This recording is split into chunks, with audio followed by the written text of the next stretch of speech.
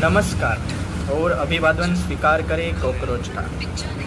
हमारी कॉकरोच जनता पार्टी का Twitter account court ने बैन हटाने से मना कर दिया और सरकार से सवाल पूछा।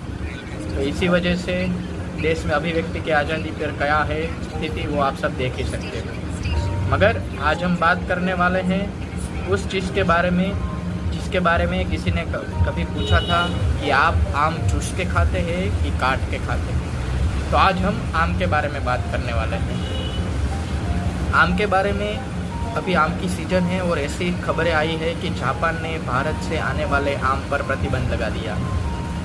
मतलब कि अभी भारत के किसान जापान में आम का एक्सपोर्ट नहीं कर पा सकते। जापान द्वारा भारत में आम निर्यात पर रोक लगाने का मुख्य कारण यह है कि उसमें स्वच्छता और डिसइंफेक्शन की प्रक्रियाओं में पाई गई खामियां हैं। जापान वाले को थोड़ा स्वच्छ आम चाहिए होता है और हमारे वाले को तो क्या है, हमारी फूड सेफ्टी FSSAI है, वो कितना फूड एडल्ट्रेशन है वो आप सबको पता ही है। चने लेने जाओ तो उसमें पीला कलर आता है और हमारे यहाँ तो दूध बनाने के भी नकली फैक्ट्रियाँ है, पनीर नकली बनता है, चीज़ नकली बनता है और बड़ी बड़ी कंपनियां भी डुप्लीकेट पनीर और चीज़ यूज़ करके कस्टमर को खिला देती हैं। और हाथ की स्वच्छता और पानी पूरी कैसे खिलाते वो सब आपने खाई ही होगी और इसकी वजह से तो वहाँ पे कॉकरोच होते हैं। तो ये सब प्रक्रिया करने के लिए डॉक्टर मनमोहन सिंह ने जापान के जो धाराधोरण है उसके हिसाब से हमारे यहाँ फैक्ट्रियाँ लगाई थी और उसको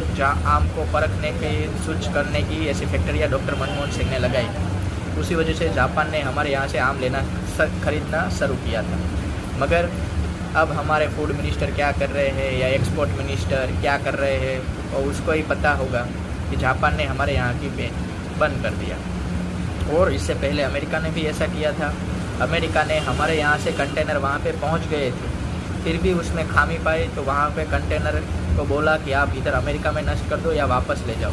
वापस ले जाने का तो खर्चा आता, उस वजह से हमारे यहाँ से जो भी आम गए थे वहाँ पे उसने नष्ट कर दिए। तो करीबन 5 करोड़ का घाटा तब किसानों को हुआ था।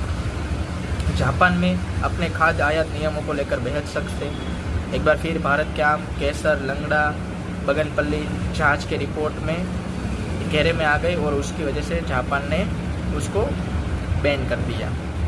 हमारे यहाँ तो नीट के पेपर में भी फर्जीवाड़ा हो जाता है और किसी वकील ने भी कहा था कि 20% वकीलों की डिग्री भी फर्जी है।